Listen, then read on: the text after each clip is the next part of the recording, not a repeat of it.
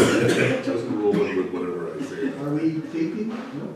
Not yet, right Wait, away. the mayor's on over, that's what she. Citrus or Denver, that's. Okay, we're good. Okay. So,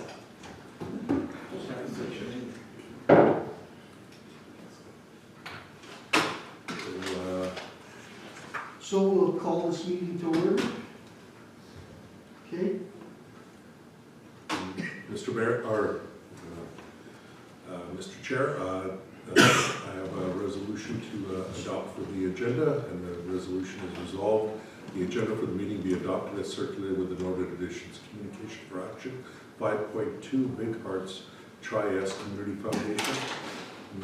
New and other business, 6.5, St. Clements Activity Center Waste and Recycling Pickup. And grants, 7.33, St. Andrews St. Clements Agricultural Society. And 13.3, conditional use, 18 of 2025, Harry Waychuck Drive. We have an additional item that was added in there, which is from Manitoba Transportation Infrastructure Revised Comments, and a support letter from Shinto Properties. As well as we have 13.12, variation order 46, for 675 Shalom Path, another support letter from Hockman. okay. Is there anybody else who'd like to add anything? Rob?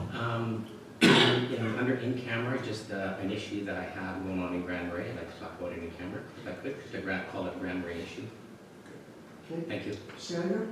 I'd like an update on our St. Clement sign. I know we spoke about it a few meetings ago, but the one on the highway for sure. Please and thank you. Okay, Dave? Yeah, I'd just like to bring something up that we talked to Brenda about GMCC, just about the kitchen. Oh, okay. Nothing. In camera? In camera? Or Yeah. no? Yeah. Yeah, in camera. It's not a big deal. Yeah, okay. You know, You got anything? You got something on your mind? No? Moved by Councilor Vassarowicz, seconded by Councilor Spicer. All in favor? Yeah. So moved. So we're gonna do the, Minutes of June 17, 2025, Mr. Chair. yes, And resolve that the minutes of June 17, 2025 regular meeting of council be adopted as presented. moved by Glenn, second by Dave. All in favor? Moved. Do we have any delegations today? Nothing? Yes, we do. We do have a delegation. It's from the Food Cycle Science. They want to do a presentation, which is our food recyclers, and we wanted to talk about the success of the program and so forth, but they're scheduled for 2:30. So if we could move on to other items and come back when they're Sure. available, they'll be zooming in, and I'm keeping an eye on the Zoom. Oh, there's Zoom. Correct, they'll zoom in. And so for communication for action, Mr. Chair, what we have is the invitation, which was the invitation for the Manitoba Métis Federation, which we had decided that if the mayor would attend, that we would just come and pass a resolution Okay. afterwards. And so, as you know, the deputy mayor represented the RM at the Highland gatherings and did the opening of the ceremonies, and then the mayor attended the Manitoba Métis Federation for National Indigenous Day. And so what we have is a resolution which I'm sure says, she'll do a report on that later. if there's an opportunity, yes. Resolved that Mayor Feeblecorn be authorized for her attendance at the Manitoba Métis Federation celebration of Indigenous Peoples' Day at the Selkirk Park, which was held on June 21st, 2025. Moved by Dave, second by Rob. All in favor? Any questions? You have a question? you know, we're just moving. Dave? Okay. Okay. And the next one, Mr. Chair, is the Big Hearts Tri-S Community Foundation. So what this is the Big Hearts Christmas Hamper initiative that occurs out in Selkirk, Manitoba, and run by volunteers. Kevin Christensen, Wendy Megger, and Crystal Lafayette were the ones that have been working on this. As you know, we usually contribute towards this hamper drive through the funds that we raise from our Christmas party.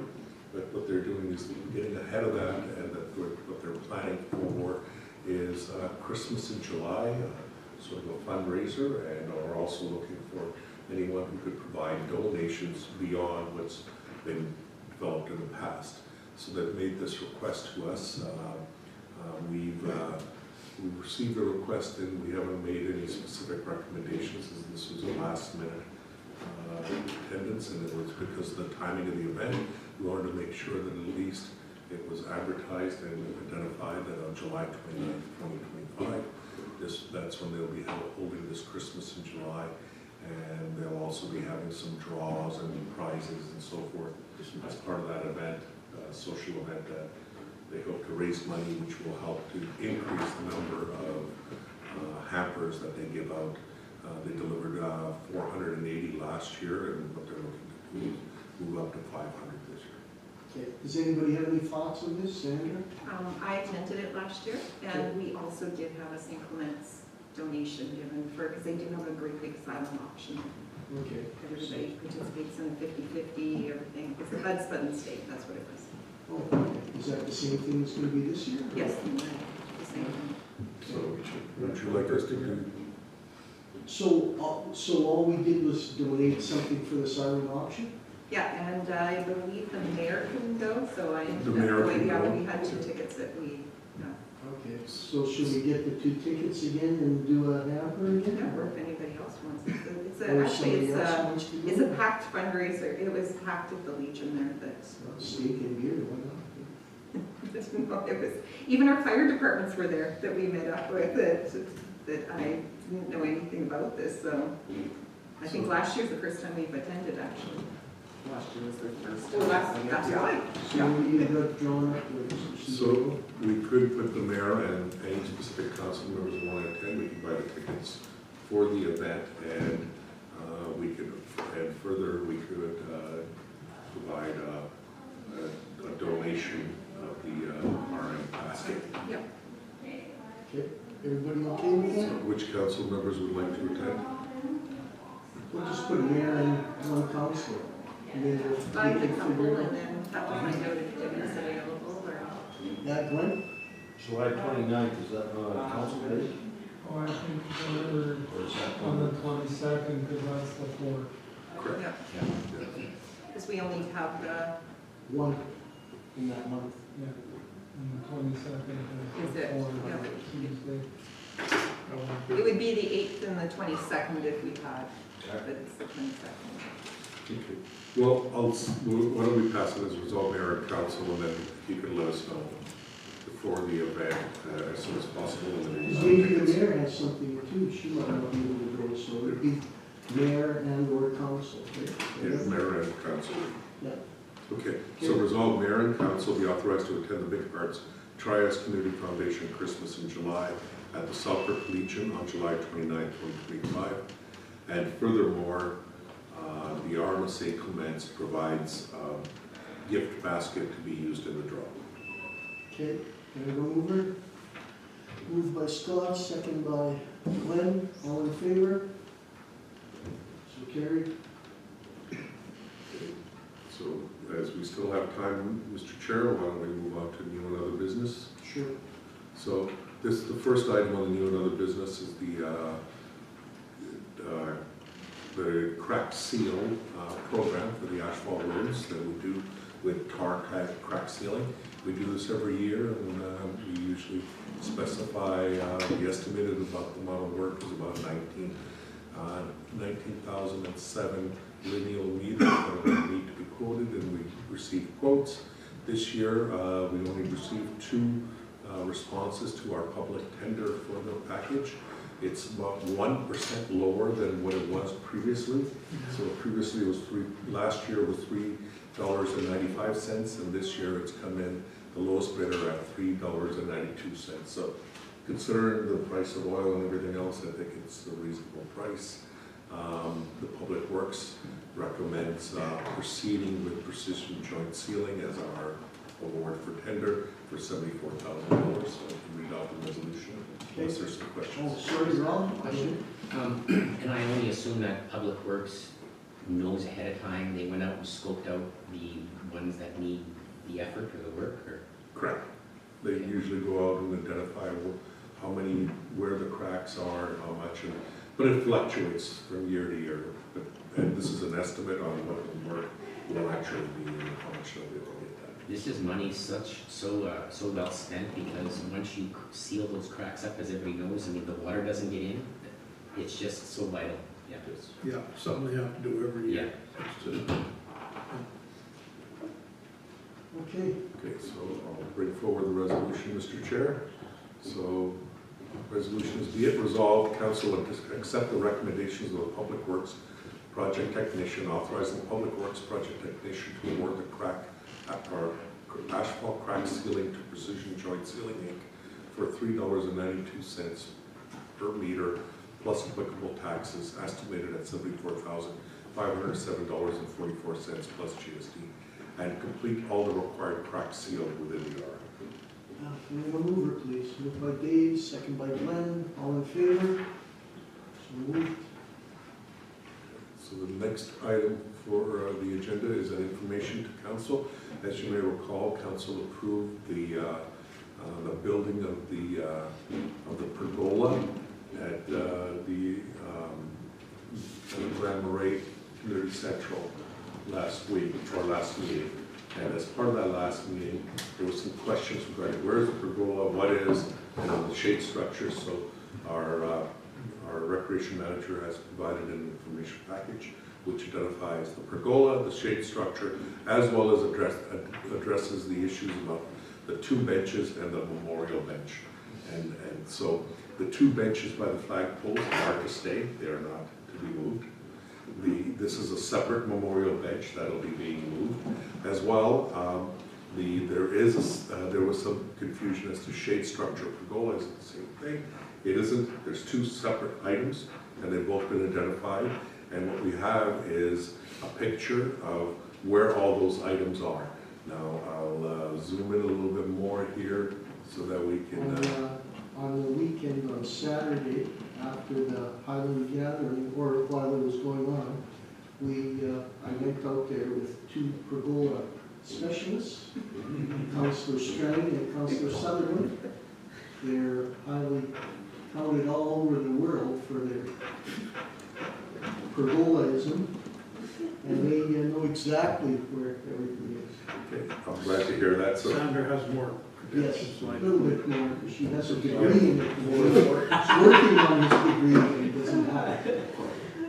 So with that, our recreation managers identified where the pergola is to the back, as you can see on at the back of the L shape of the community central, while in the blue is the shade structure. So the shade structure is right beside what is the red is the playground. And so what I did was I also brought up a better map to give you a better idea on this so that we can all see it. I know that some council members were able to go in person and review the location, but what I thought was to give you a better idea of where they are.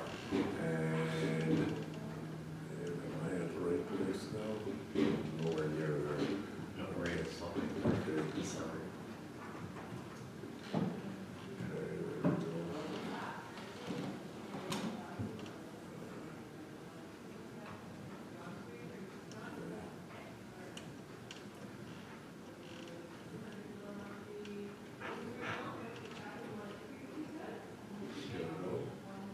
So when we come in here and we take a look on the map, what you'll see is you can see a better picture here. You can see the play structure as it is from Highway 12, and you can see, you'll be able to see the pergola if you are coming down, but when you're coming in here, yes, it is behind the building in the pergola, and the shade structure is right beside this building.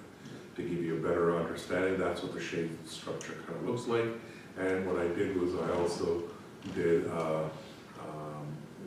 what I'll do is in this location, and when we come in here, this is looking at it so you can see the play structure there, and the pergola will be over there when you're in the parking lot. Or the shade structure will be there when you're in the parking lot. Remember, we're experts. Yes. So just have to correct it. And there's the pergola. And so from here, if we go out of the driveway, then what you'll see is from the highway, you'll be able to see there's a shade structure there, the shade, or the play structure and the shade structure will be beside it. And as we travel a little further back, as you're coming into it and take a look, then you'll be able to see that the pergola will be located in here by the trees where that bench is. Okay. Okay. Yeah, Sandra, good. Just to give everybody some information, that's the garden area. So when you are in the building, there's all the windows along there, and they're cleaning it up, and that's where they're putting it there with the benches. And they're also taking, there was so many weeds there last year when we were there, and Brenda has it all cleaned up, has soil in there, and she's planting some of the things from their house that she's moving some of her plants over. So she's done lots of work there on her own, and Yes, you're right. it looks very nice. But what the progress is right now. Good to hear. So But it's a good spot. it's a very good spot. You're recommending, That's okay, good. I think she had to sign off on it. That's right. I think there was a certification received by Councilor Strang and Councilor. There you go. perfect. Certified pergola experts.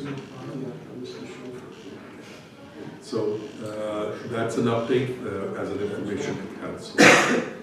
And the next is the Manitoba Good Roads Association, Mr. Chair.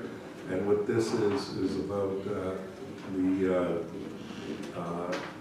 nomination for the Good Roads. As you know, Heather sent a reminder to all of council a couple of days ago to mention that, or yesterday. No, a couple Right. of days ago. Yeah, no, yesterday I sent the reminder of it. Yeah. So yes, excuse me, Mr. Chair.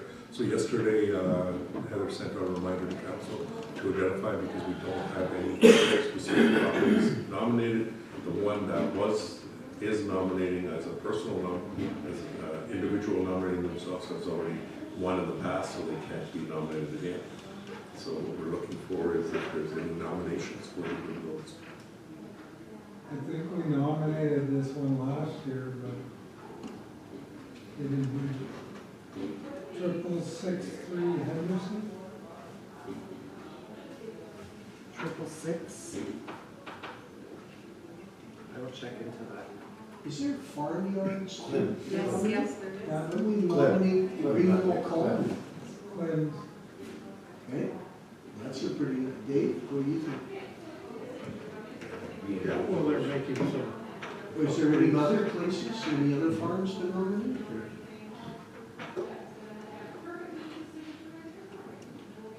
So this is the property of 6663 Henderson. And trying to bring up the.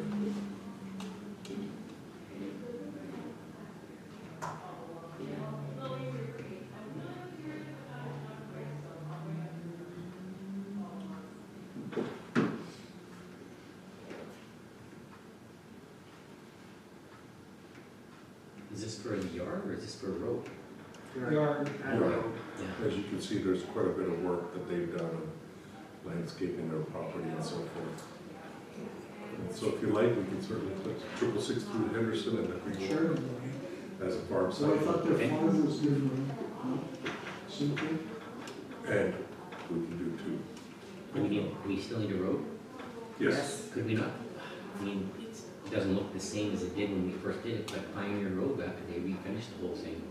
that was, could do that, or Henderson, how we, by Searles, we approved that a bit.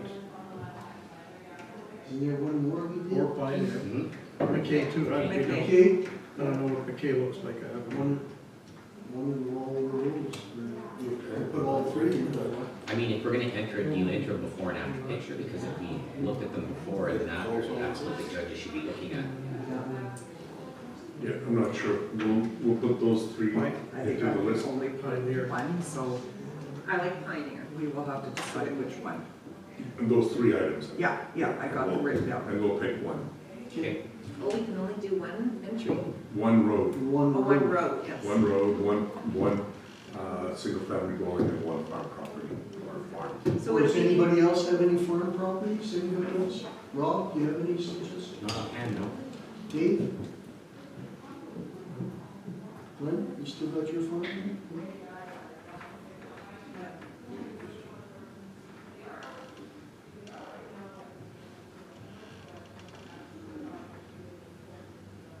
Okay, what's the deadline for them? 27th of June.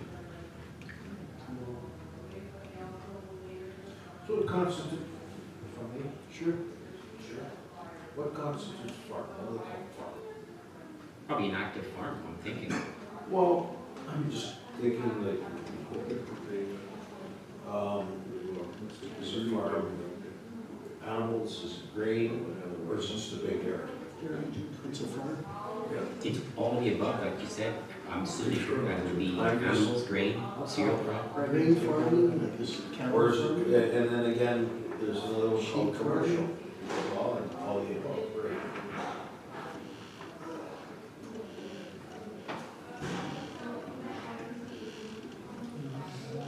Chickens? Chickens. So right now we have a residential and a road, so we need the farm. Needed farm. Agreeable if we're gonna. Agreed? Yeah. Well, that's a farm. When it ended and started again, just in case. Didn't we end up doing something like that? We didn't want to be because we didn't want to single out for something. Maybe Musker's farm. I don't know if it's good. Well, Pretty organized there at Greenwall. It's pretty nice when you drive in there. They're right along the creek too. All those homes there and that and everything. It's pretty Yeah. impressive. I don't know if they've been nominated before. Have they yet? I'll have to look. yeah, sure. Budley was, Greenwald wasn't, but I don't know about Hands, like Buddy's legs. Yeah. I'll look into that. And get back to you guys.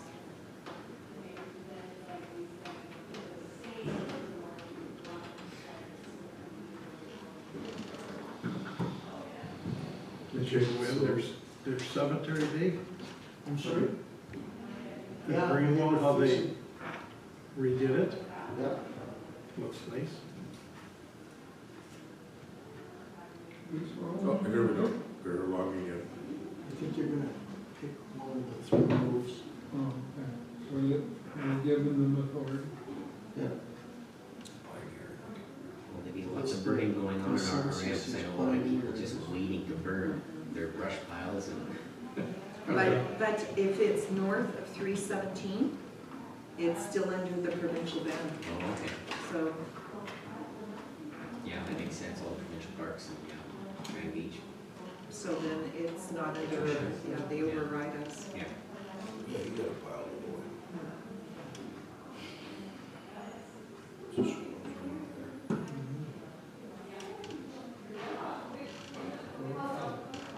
right Got the pile by the riverbank there. Not huge, but just dead stuff that I cut off and stuff that fell Is off. there a guy coming here now? there.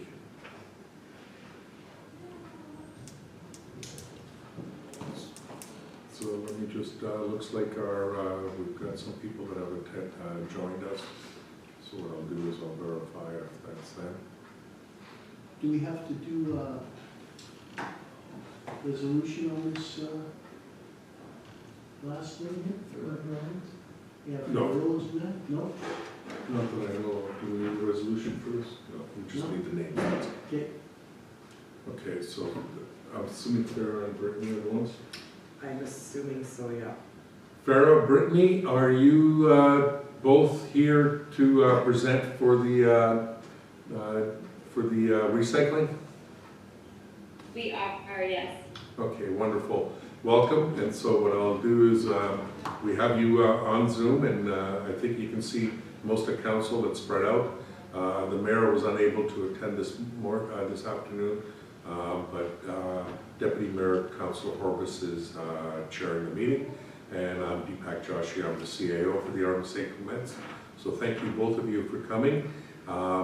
You are both here to speak to us about the food cycle science, and so I'm assuming since you started talking first, Brittany, you're the one who'll be leading off.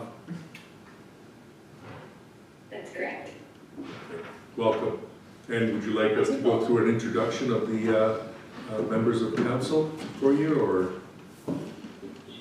Sure, thank you. Go ahead, Councilor Spicer, you can get started. Scott Spicer, Counselor. Glenn Basros, Counselor. David Horbus, Counselor, Ward 2. Dave Sullivan, Counselor, Ward 2. Sandra Strang, Counselor. What ward are you in? Robert Boulanger, Councillor, Ward 2.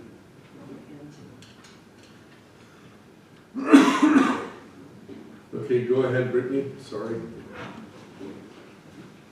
Thank you very much. Let me pull up my presentation. Sure, I'll unshare mine so you're able to stare, sure. There you go. Yeah, thank you.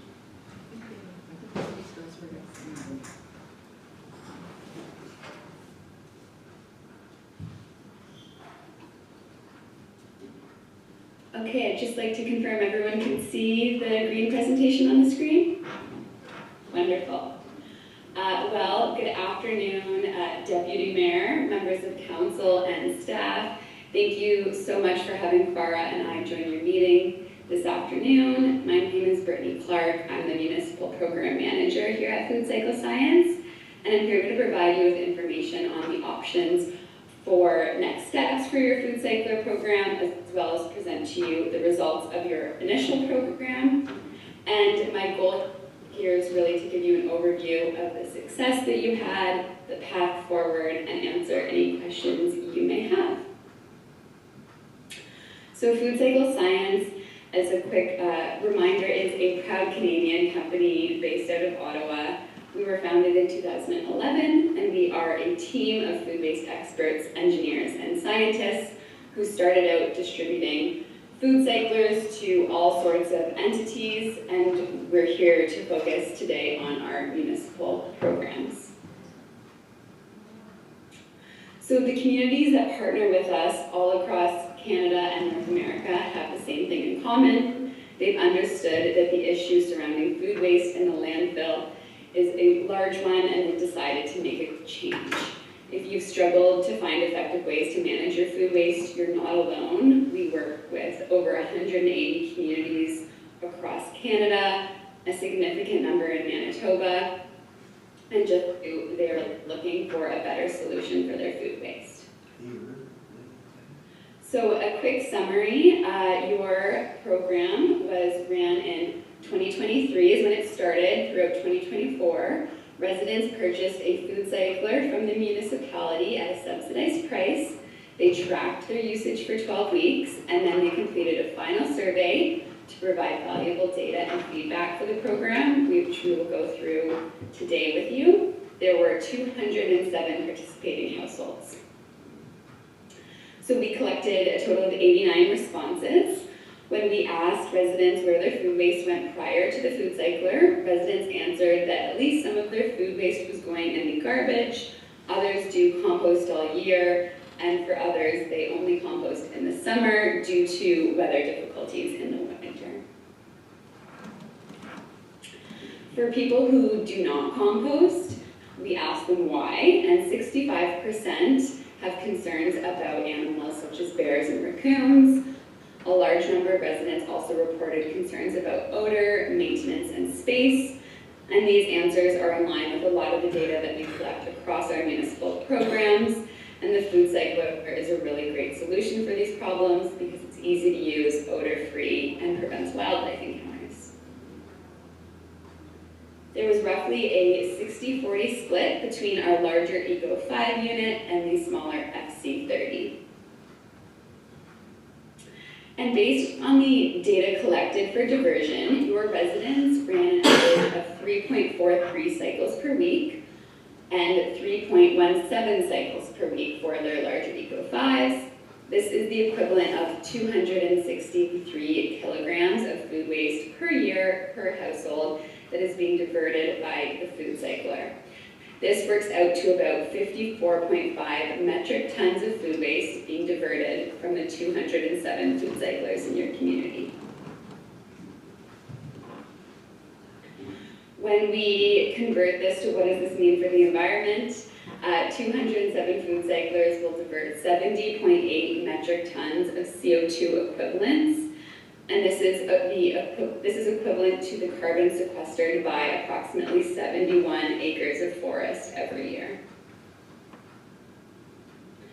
We asked residents how much garbage they generated prior and after having a food cycler, and they reported generating 0.62 fewer standard garbage bags per week, which is a reduction of 32 garbage bags per household per year, no longer going to your landfill. And when we look at this across the entire program, that's 6,624 garbage bags every year that are no longer going into your landfill. We also asked users if increased awareness of food waste motivated them to waste less food. When people manage their food waste at home, use the food cycler, it's more interactive and they're more aware of how much food they're wasting in the first place. Of course, the most effective strategy to food waste diversion is to actually not generate as much in the first place. So this is a very important statistic and one we're always very proud to show. So over 60% of users in your community find that they are now more aware of food waste. And when we asked residents if the municipality were to fund an organics program, would they prefer a food cycler program or curbside collection of green bins? An overwhelming 75% said that they would be in support of a food cycler program. And we believe a big part of this is just the user friendliness of having a clean, simple, odor-free in-home solution. And when we asked if the municipality could offer a food cycler to residents at low or no cost as part of a diversion program, 83% said that they would think their friends and family participate. And when we asked if residents would recommend the food cycler to others, an overwhelming over 90% said that they would. And this slide is pretty self-explanatory, and it really speaks to the success of the pilot program. 98% of participants will continue using their food cycler as their chosen solution to dealing with their food waste. This level of participation far exceeds any other organic waste management solution out there today. And for example, here in Ottawa, we have a green bin program. It struggles with a 57% participation rate. When we look at backyard composting, which is available to everyone with the space to use it, adoption has been pretty stagnant over the decades. And based on the results we just looked at, your municipality also finds the same. And so having this high of a participation rate is very encouraging and speaks to the willingness of residents to adopt this program. And the program overall was rated 4.7 stars by your residents out of 5, with 74% of them saying that they would rate it 5 stars. And this is a real testament to the hard work of your staff. And we always like to include feedback. We give the options for residents to type out any sort of feedback that they'd like to share with us. I'm not going to go read through every one here due to time, but we want you to have this information, and this will be part of the package that we provide you, the PDF of this presentation, and you can take a look through.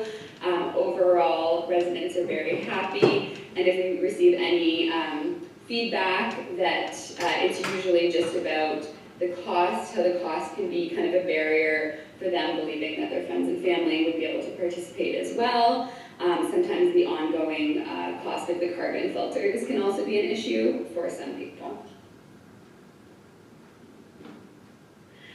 And now I'd like to just highlight that Food Cycle Science is committed to continually advancing our research. We've partnered with industry leaders to develop tools such as a Foodalizer gardening guide, which we'll make sure is available to all your residents.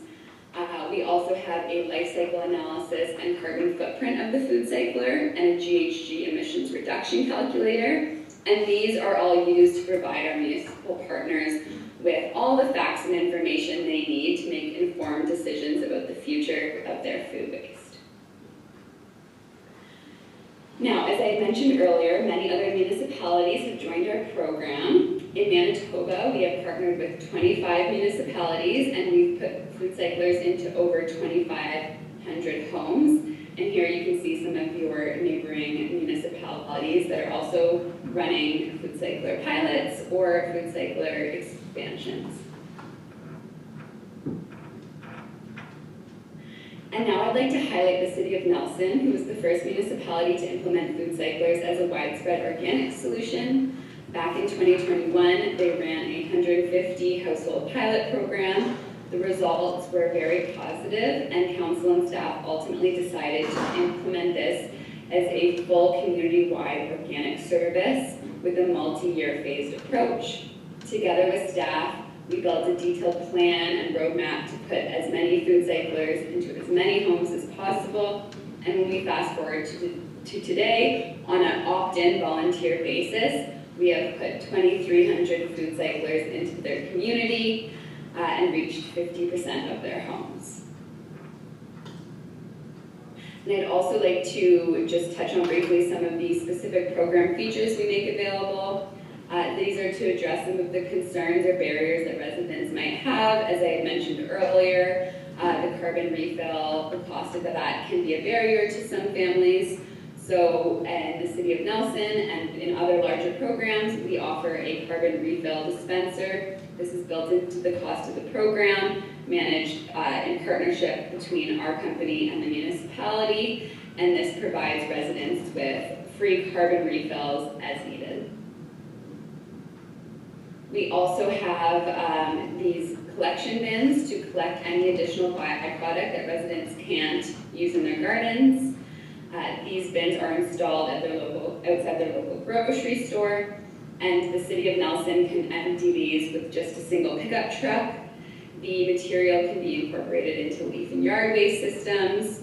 They can be incorporated into community gardens, or it can also be taken to a regional composting facility and integrated seamlessly into finished compost. A little bit more information on Foodalizer as compost feedstock. It's very nutrient rich, it's stable, and it lacks the contamination that a lot of the green bin programs suffer from. And of course, your time, your staff's time is extremely valuable. We want to honor that by really offering a white glove service. We have a full customer service and warranty program. With our expanded programs, we offer a 5-year warranty with the option to keep that going as long as the program is going. And then we also offer full customer support for any issues that may arise. And lastly, we want to acknowledge that we have a whole team here built just for servicing partnerships like yours. We provide information sessions, webinars, how-to videos, all for your residents in order to properly understand the technology, what to do with the Foodalizer, and really ensure that there's a high participation rate and we're keeping food waste out of the landfill. So I'd now like to paint a picture of what this could look like in your community. The first thing that we want you to start to consider is the subsidy and financial aspects of the program. The pilot consisted of a $100 unit subsidy, and this is a standard subsidy to trial the technology at a really low cost to the municipality. Residents contributed $150 to $250 out of pocket, and this is a really great structure to get early adopters on board. But one thing we know from experience is that this cost-sharing model only works to a certain point. Once you want to expand to more households, it needs to be accessible to everyone and eliminate or reduce that upfront residential cost. So we want to look at it as similar to a traditional waste services contracts where residents are paying these services through taxes and not an upfront out-of-pocket cost. And to acknowledge that that can be a burden, of course, to a municipal budget, we offer options for multi-year payment plans to align with whatever your community's needs may be. And then, unlike traditional curbside organics programs that require ongoing operational costs, dedicated fleets, centralized processing infrastructure, the Food Cycler model is a one-time capital investment in household units with minimal ongoing municipal expense. By decentralizing food waste, the program significantly reduces curbside waste volumes, it alleviates your landfill pressure, and it lowers your municipal hauling and landfill costs. And together, we'd like to shift the mindset from testing this program in your community to looking at expanding it to more households for a greater impact. As you can see in this graphic, there's a lot of information here, but the sense that I'd like to share is that it can be done in phases. So again, unlike a green bin program where you need to service all of the homes right at day one, we can actually tailor this to suit your community and match your readiness. So working with staff, we can establish a unique schedule to deploy these units into the homes of residents at a pace that is custom and works for you. This phased approach promotes a smooth rollout, allows us to fine-tune the program based on continued data collection, and helps to expand in a meaningful and sustainable way for your community. So as a final note, I have shared quite a bit of information with you today. I'd like to conclude this presentation with a short roadmap of where we are and what the next steps may be. In 2023, you approved the pilot program, and now we're here today sharing the results and successes with you. We've provided a vision of how we can expand or pilot the program into a community-wide solution for organic management for your residents. And if interested, our team could work towards putting together a comprehensive report that it would include financial and environmental implications of a Food Cycler program, and we could present this back to you. Thank you very much for your time today. I can take any questions now. Thank you. Does anyone have any questions? Sandra? I'm just going forward, so we had a 1-year warranty when we first purchased it, now we have a 5-year warranty, is that what it is? Or was it always a 5-year warranty? It always was a fire. Was it So, On the big one. yeah, it's a good question. If you were to expand your program to something larger, more community-wide with an increased subsidy, we would offer a minimum 5-year warranty with the option to expand that. However, your warranty of your existing units across our company has been updated to 3 years. So is it 3, 5? So residents that previously had a 1-year warranty now have 3 years of coverage. So 3. If we expand our program, then it goes to 5. I guess it's something extra that they'll offer. Also, originally, the ones we all got were only 1 year? Right. But now they've expanded it right now to 3. Now it's 3. Okay. When I was also in Ottawa, I stopped at your booth and I saw you have a new unit also. So is that the one with the different price there for the $339? And it's a bit smaller. Yes, It's yes, like that's the correct. in-betweener, So- is it? Okay. Yeah, so it is our Eco 3 model, so it came out at the end of last year. It is 3.5 liters, so it's more capacity than the smaller FC30, slightly less than the larger Eco 5, a much smaller footprint, and it has the same powerful grinding mechanism as the Eco 5, so it can handle those avocado pits, some pork bones, some smaller pork bones, chicken bones, those types of things.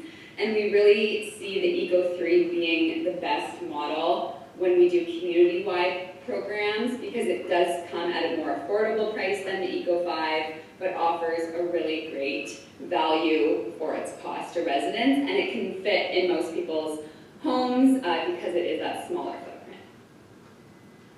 Anyone else have any questions? No? Deepak? So, thank you.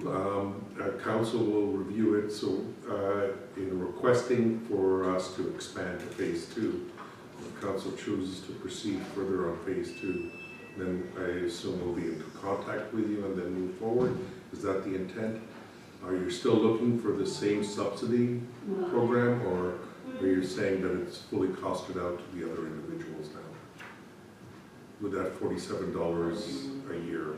So you have, yeah, you have a couple questions, or you have a couple options based on what your community is looking for. Our recommendation, based on previous experience, would be to increase the subsidy. Whether for you that looks like a full cost coverage or a partial. My request would be to work with staff. I can request some of your waste cost information and do a bit of a financial analysis for you, present that back to them in a report with our suggestion, and then what would happen if the staff could then come back to us and say, we agree on this, we don't agree on that, we want to see that changed, and we can together come up with a custom proposal for the value, what the subsidy is worth, how many units, and present that back to you. Okay, wonderful. So I'll get our staff to work with you, and then we'll submit a report to council. All right, yes, that's it. Thank you. Okay, thank you for making the presentation. Thank you. Thank you for your presentation. Thank you. Thank you very much.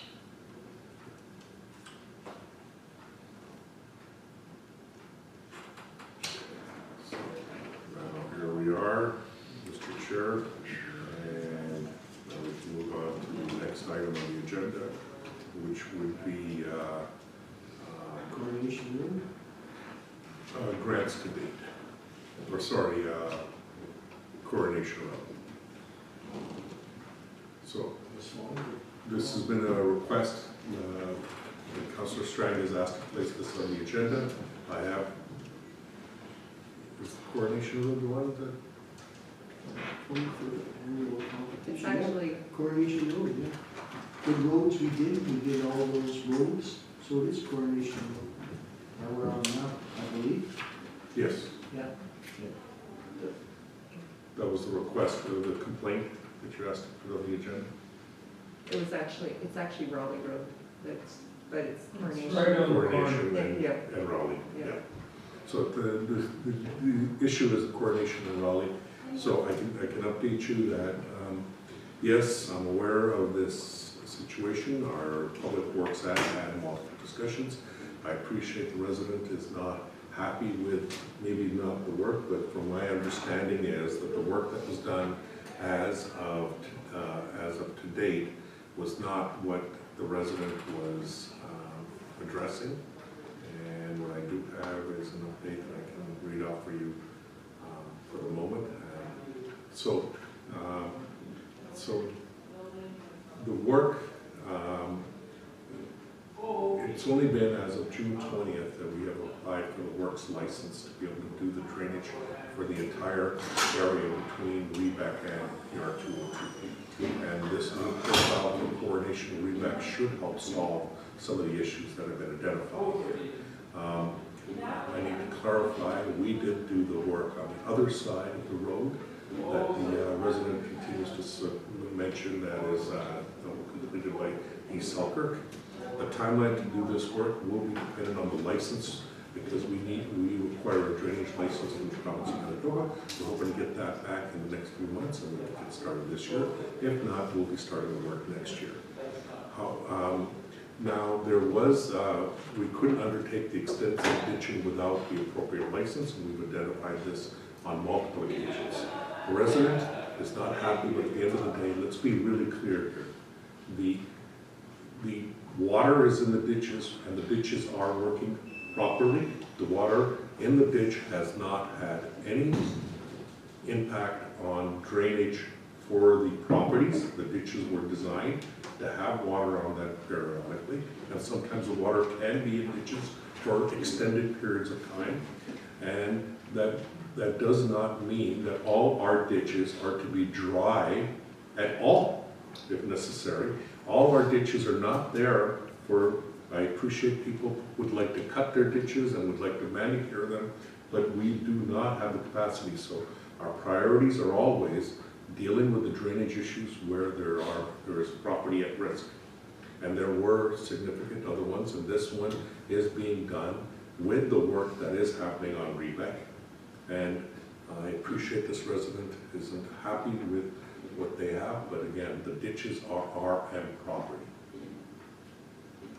So this person has been let know whatever, and they know that this is what we're waiting for? We'll This is communicate what- further with this Okay, individual again. okay. Scott? So for clarity, part of this work is because we have roadworks we're doing on Rebec, correct? Correct. And part of it on Coronation might be what would be classified as maintenance, because it's probably just a cleanup. There was some cleanup, there were some ruts inside the ditch. You know, there were claims made as to who made those ruts and so forth. But at the end of the day, those were cleaned up, but it wasn't to be manicuring these ditches for residents. But if we've done a license, we've done the survey, Yes, we've and done there this. must be some work that needs to be done. There is. That should Based help on to our alleviate, understanding. based on our understanding. Thank you. Okay, thank you.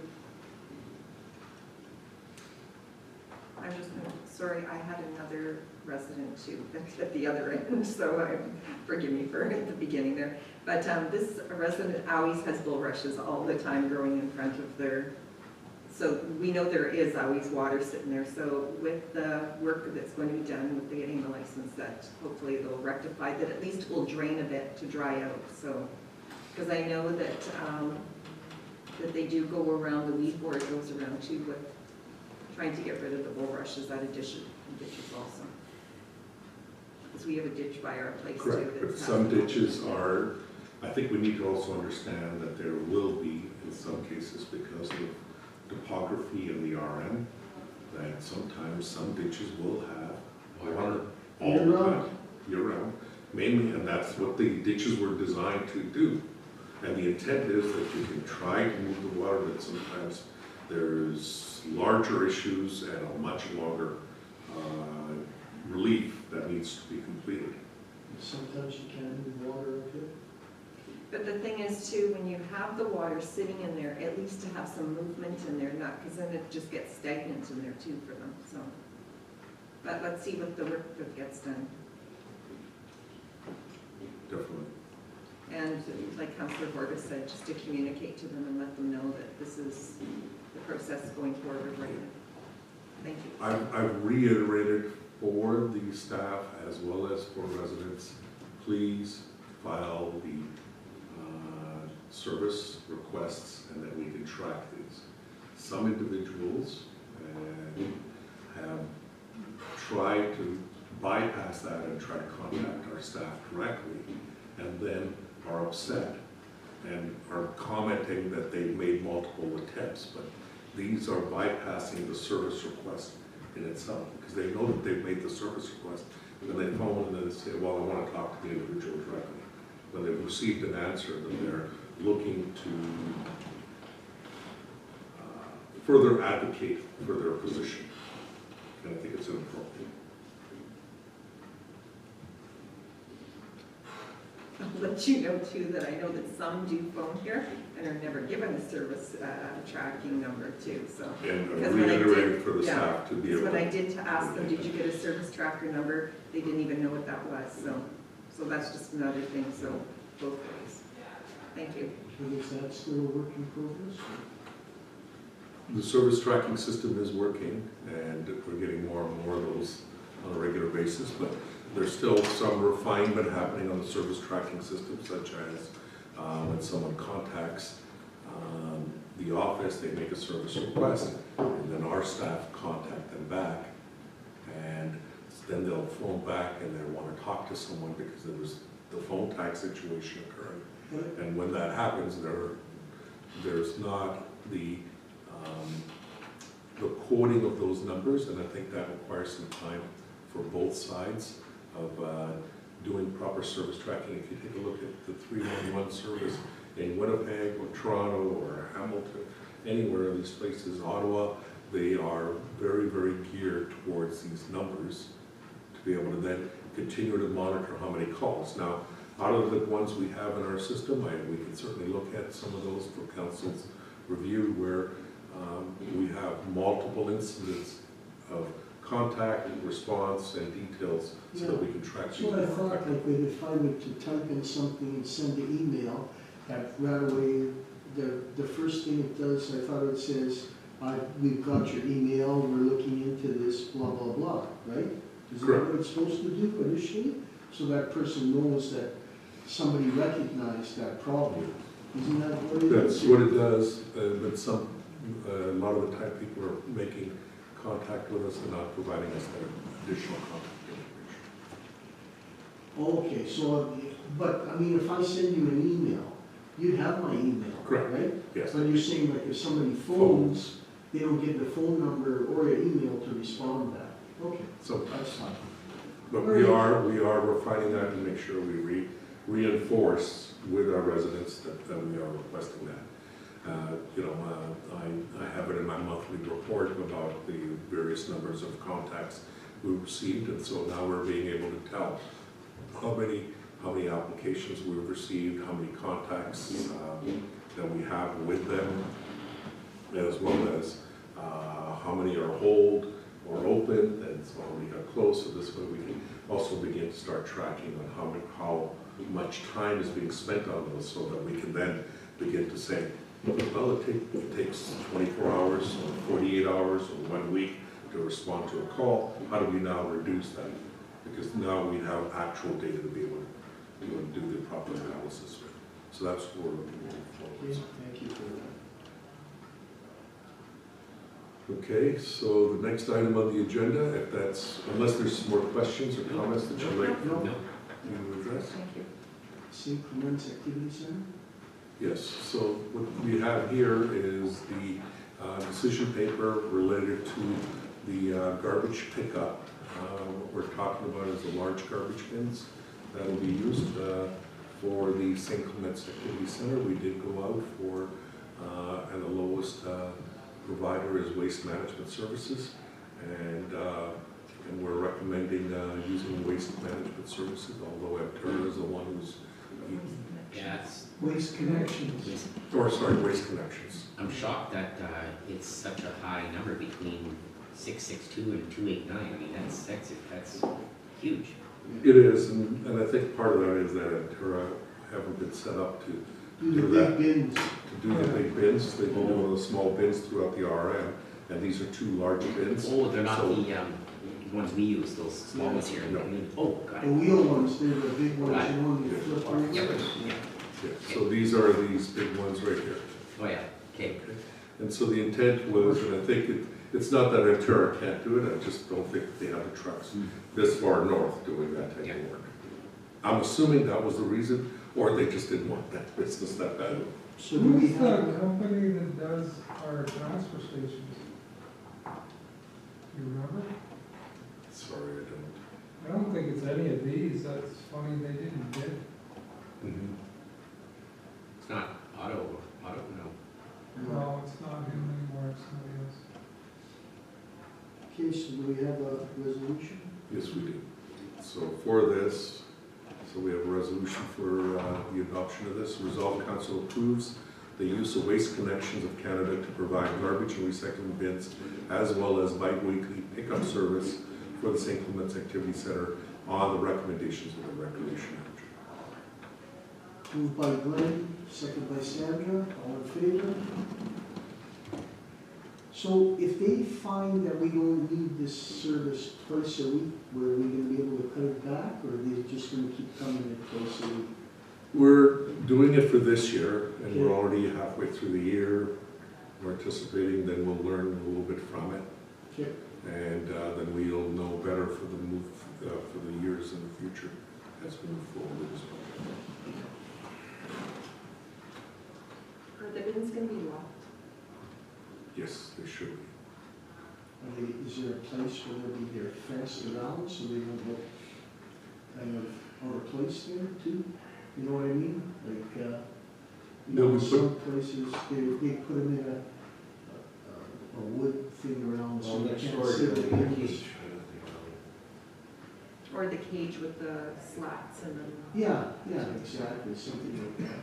Good points, council members, and I'll make sure that our project manager takes a look and see how we're there. Just it's such a nice surrounding in that whenever you look at a garbage bin, kind of sets it off, sort of thing. Good points. Thank you. Okay, so now we're on to the fire ban, right? Yes, as you know, yesterday, council approved the fire ban and through electronic discussion. But what we have is the resolution here, which was moved by Councillor Strang, seconded by Councillor Spicer, where it says, whereas confirmation has been received of all three fire chiefs that enough rain has been received and the fire ban can be lifted, therefore be it resolved that the fire ban for the Armistice increments be lifted effective June 23rd, which was yesterday, 2025. At 3 p.m. we lifted the fire ban. All three fire chiefs had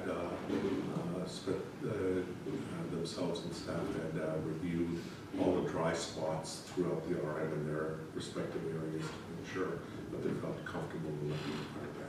Now, let's be, another part to be clear is there is still the provincial level 2 ban up north of 317, which means all of the fire ban's been lifted, and provincial ban only is restricting it to approved fire pits from 8 p.m. to 8 a.m.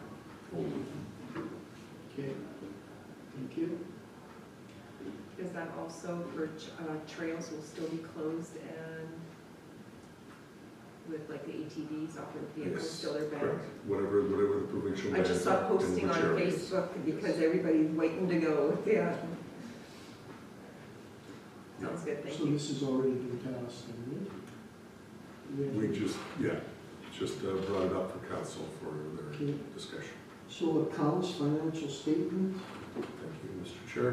So resolved, council approved the June 24, 2025 list of accounts, check numbers 250000712 to 250000717 in the amount of $436,411.96 for payment. moved by Councillor Sutherland, second by Councillor Boulanger, all in favor? So passed.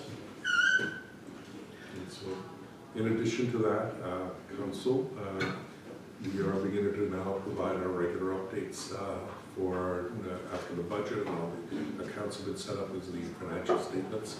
And today, later on, I'll be walking council through a detail of our financial plan and our in-camera discussion as to where we stand and what are some of the outstanding issues to manage our financial system.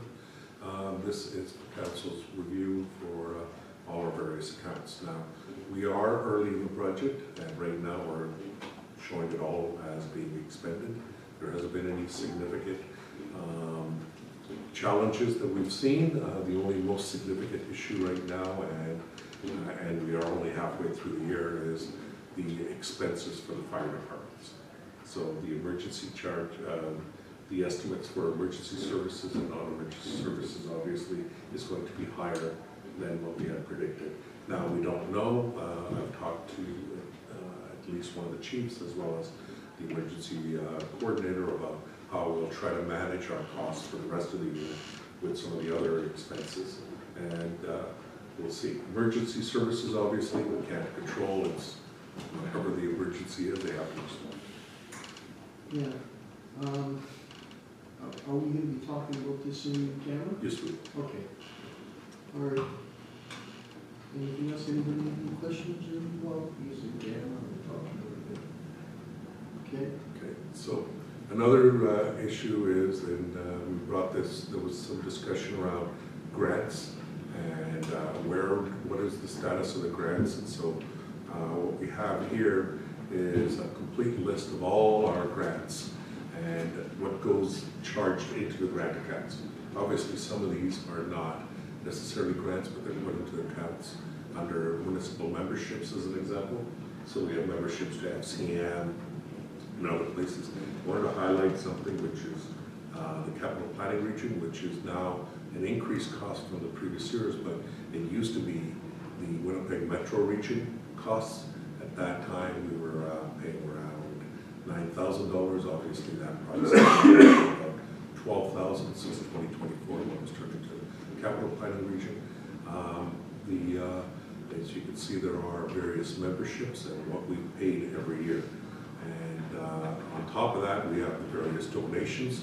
That's the donations that go out, and so what's been approved and what's gone through for 2025. So you can see there's still a lot of donations that have not yet. This is not a huge account. It only has $2,000 in it. The next large one, obviously you'll see in the other numbers, which are what we're contributing towards the various community centers, such as the GMCC, as well as what we're contributing towards, you'll see in here is also to the East Selkirk Recreation and Grand Marais Recreation and so forth. Along with that is the sponsorship grants, and you'll see the grants that have been so far approved until 2025, and some of the grants that were approved in previous years, and whether we will receive them or not. I wanted to highlight that for your attention because we do have a grant request that's come in last minute today, and so I wanted to show you what we're doing that, which is a grant request for the Triple S Fair and Rate Rodeo. And so last year we contributed $1,500 towards that, and that was reduced from previous years, and because our request has changed. And so that was the sponsorship, and that's what we could look at recommending for this year.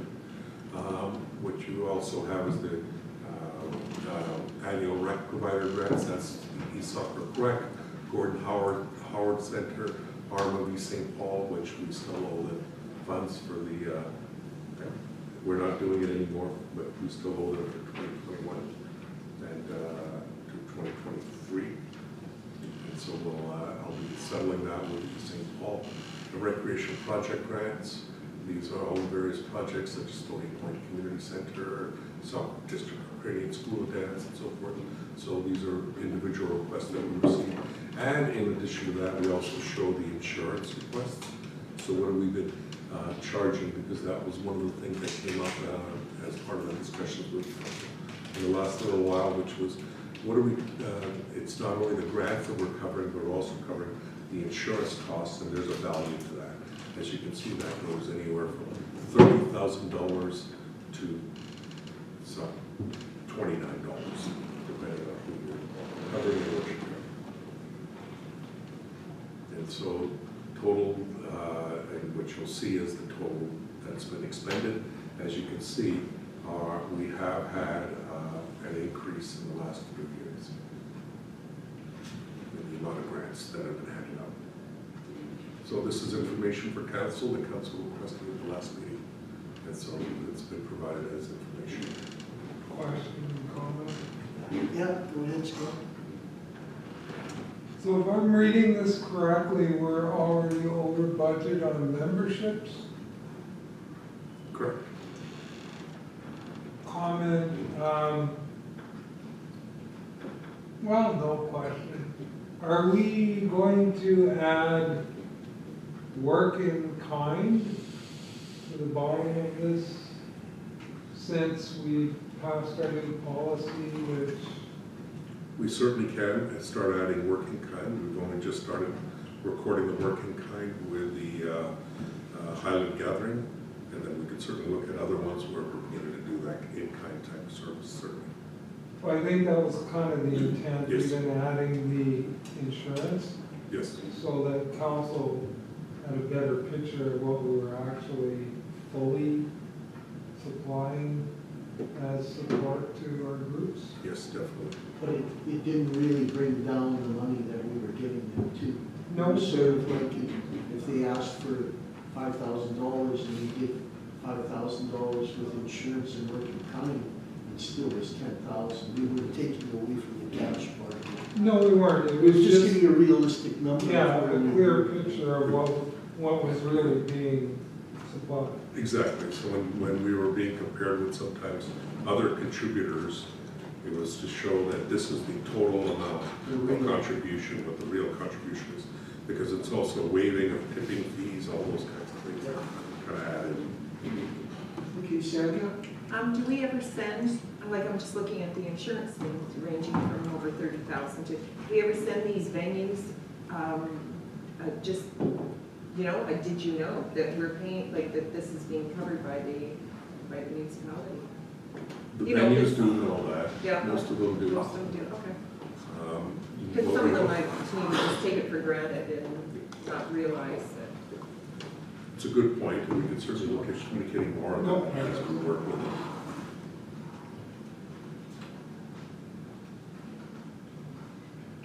All right, well, thank you for all that. Okay, so from that, we have some grants coming up. The first one is from Stony Point Community Club, and they are requesting for a grant with all the relevant information that they provided, what they've, in our grant budget, of course, we have some $20,000 that was budgeted in there for all grants, and they are requesting for up to $7,500. And so they've said that they are providing, this can be reduced if council so wishes, or go with the amount that was recommended. They are asking for replacement of the windows right now as part of this, as well as a new fridge.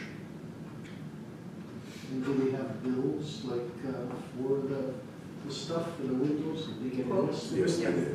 Yes, They they did. did, everything's in there? Yes, everything's been, the quotations have been provided, the windows and so forth. Scott has a question. Okay, Scott? So, if you scroll down to just above the authorized signature,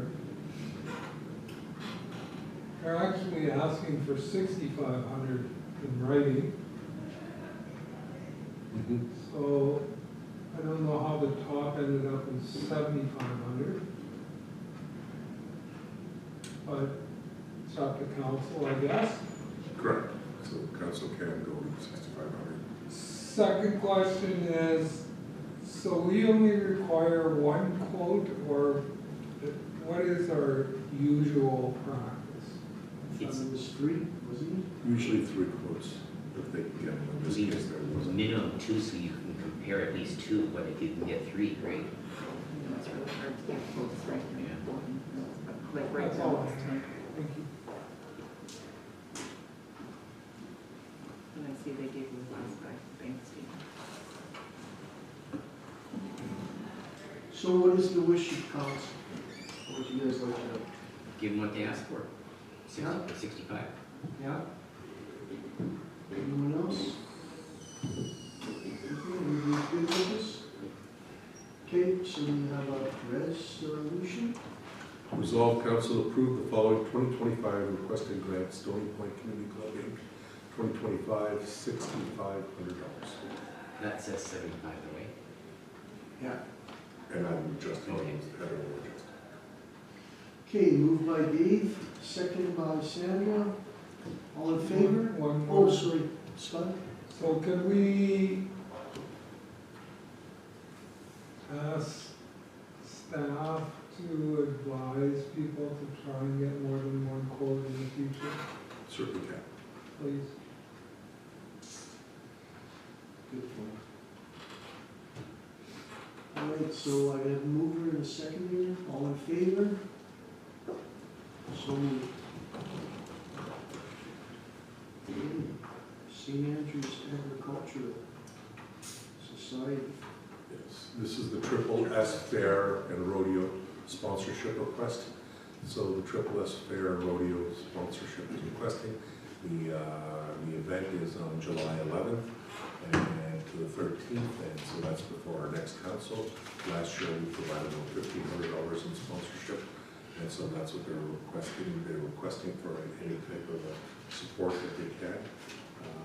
As you've seen previously, we were higher and we've been consistent with $1,500, which gives us a sponsorship that provides gold sponsorship, which will be, we'll have banners which we'll provide that will be displayed, as well as inclusion in the various handouts, a quarter-page ad, as well as 6 VIP passes that are handed out to council to use to attend the event and represent the art. That gold was down and silver was up.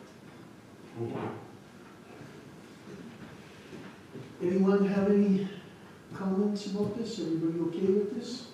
Okay, so can we have the resolution? Resolved, council approves the sponsorship of the 2025 Triple S Fair and Rodeo in the amount of $1,500. Moved by Sandra, second by Glenn. All in favor? So moved. Okay, bylaws.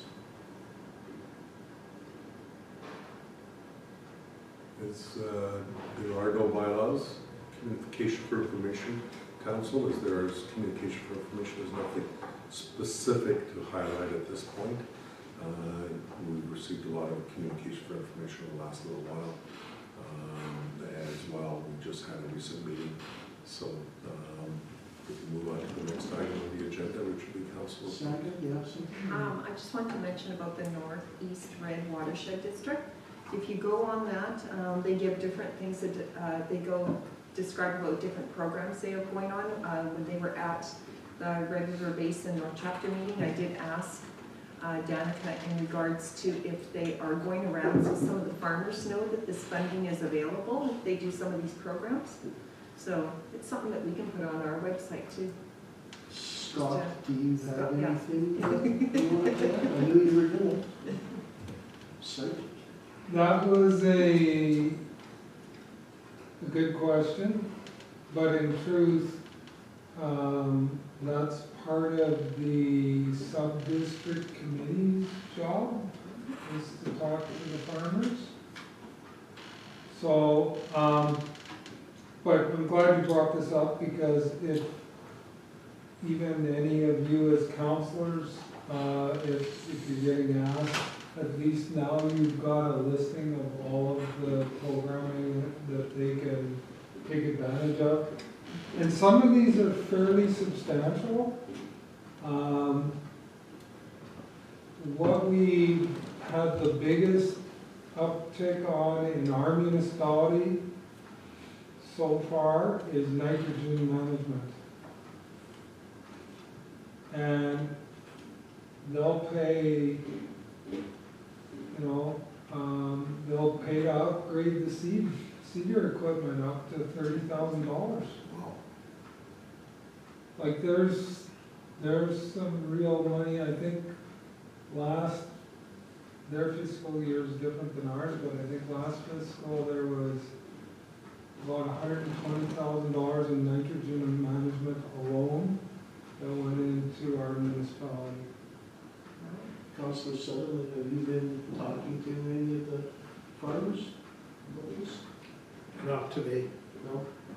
So if you get questions, I mean, this is 2 good sheets. The other thing is I haven't got confirmation yet, but I do believe that they've been invited to our open house. And I've been gently nudging to make sure that they get there to help I think spread they the were there word. last year. Because what happens is, and this is part of it too, that community, once somebody takes advantage of something, word gets up, right? So, but yeah, that's kind of how it works. So thank you for bringing it up. Go ahead, Sandra. Councillor Spicer, who's the subcommittee that, say, if we heard of somebody that we could even direct them to? There's probably 4 or 5 of us around the Sitting around the table table, in our yeah. subcommittees. Yeah. Okay, so that's who to send them to or contact? Yeah. Danica didn't mention that at the time, but she just did it overall there at the meeting. But that's good to know. Thank you very much. And there's also some farmer based representatives too. It's not just council. Keenan, sorry, Scott. They provided us with that website info, so it's been given to her. So they gave us a banner and a write-up, so all this info is going on our website. Okay? Yes. Good. Gloria? All right, so moving on, Mr. Chair, is reports to council. So council reports. Council report. Okay.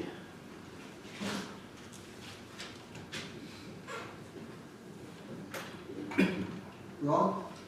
Yeah, I'm glad you started with me because since the 17th last week when we were here, I have nothing to report.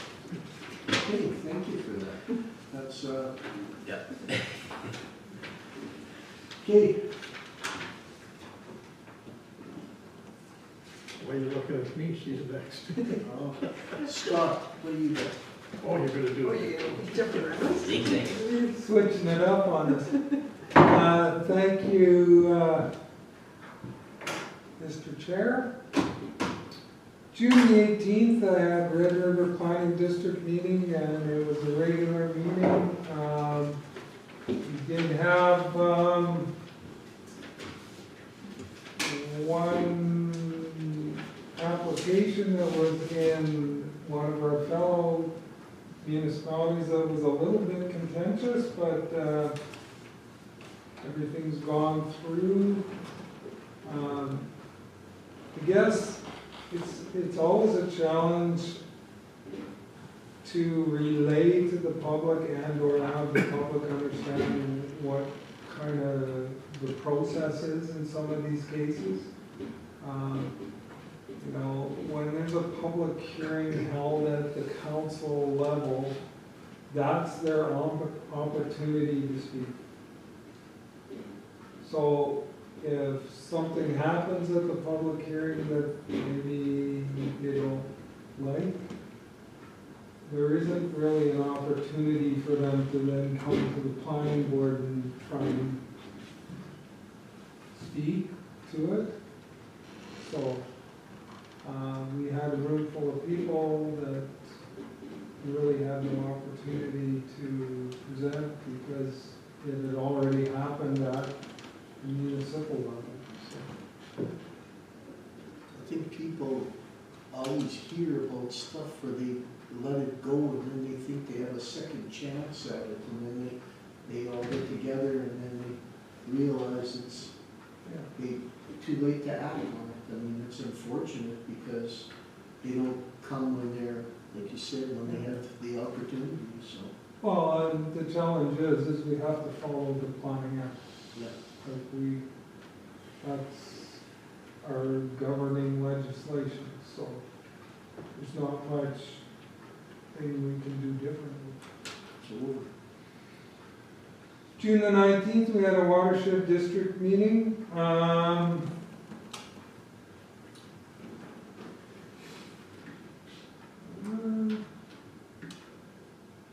No, we kind of talked about the important stuff. It is my understanding that there was a bit of a challenge with the Netley-Lebo Marsh project in the seeding section of it. Watershed District passed a resolution to supply $10,000 for seed. We're talking rice, right? All rice. It's not just rice, but there's also a seed mixture that the university has kind of put together. They're trying different things, yeah, with those tents that they've made. My understanding was they applied for funding and didn't get it, so that's why the Watershed District we had a fire that went through, there'd be a lot of new burn, I mean, a lot of new growth. That's the legal area, yeah. Yeah. June the 19th, we had a Gaynor Regional Library meeting, another regular meeting. There's a lot of discussion these days about fundraising and for the expansion. There is some people already coming forward, providing funding.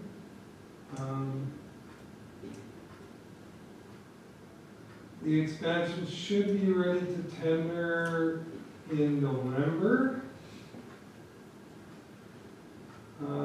They are also talking about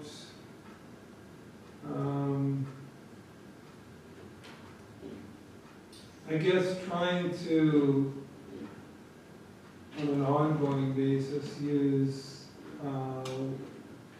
wills and money that's bequeathed, try and get into that kind of, if people want in their will to give some money to the library, because they haven't really done much in that area.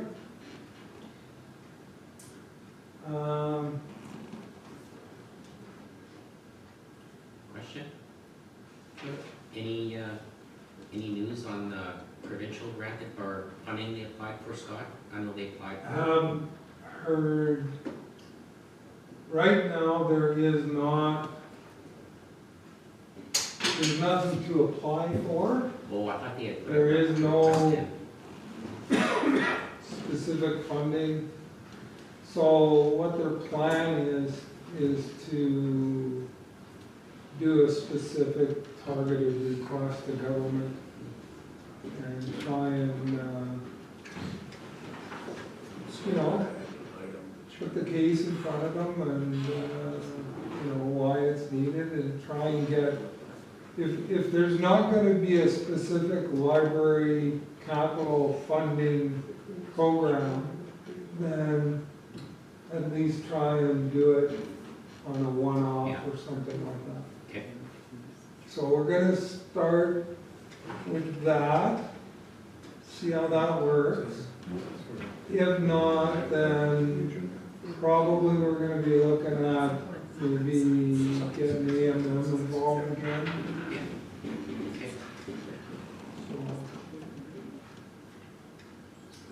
So we have finally approved our strategic plan, which kind of dragged on a little bit. We started before COVID. What? Really? So then, of course, COVID kind of messed it up. And then, of course, after that, are we doing expansion or not, kind of messed it up. Because if you don't know if you're doing expansion or not, how do you do your strategic plan? Because that basically would drastically affect Yeah. your strategic plan.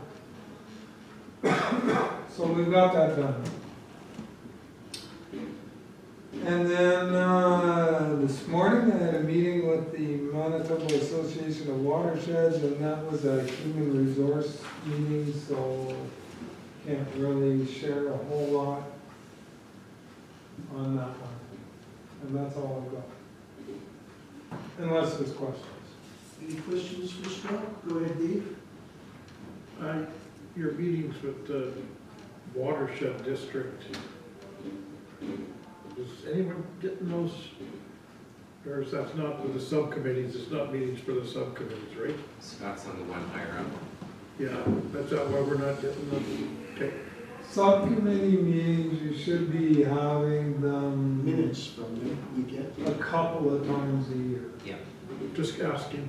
Yeah, it's not, I'm a chair of the subcommittee, which makes me a member of the overall board, and we meet once a month. Okay, just checking, make sure we're not missing something. Glenn? Nothing to report this time, Mr. Chair. Okay, thank you. Sandra? June 21st, I attended the 57th Manitoba Highland Gathering with Councillor Fergus and Councillor Sutherland. Very big crowd. We marched in, actually, I thought with the other Indigenous days going on across in Falkirk, I'm like, that's across the river. I thought it was going to be, it was packed in there. It was a very large crowd. Good. Very well organized this year. I was going to actually write a little note to Joyce and let her know that it was very well organized, and just the format of the ceremony was very nice. So right after that was done, the three of us jumped in Dave Purvis's vehicle and we drove up to Grand Marais. We attended the unveiling of Blondie at the Heritage Wing. It's the horse head of one of the horses from the carousel that was at the boardwalk at Grand Beach. There was a gentleman there, Brent Chesley. It was very interesting information.